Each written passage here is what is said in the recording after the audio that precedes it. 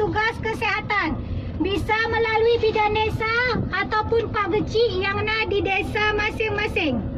Perbanyak minum ataupun konsumsi bahan makanan yang mengandung kurkumin. Tata bahan makanan yang mengandung kurkumin yang pun tak serai.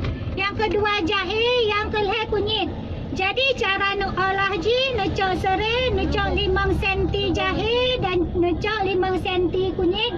Nerebus secara bersamaan dan bisa nejib ke igrah ron. Nejib sekali rebus untuk siura dan seandainya punya nejib ke singa, nerebus 3 tut. Jadi bapa ibu jangan terlalu khawatir dan terlalu ya dengan penyakit virus corona.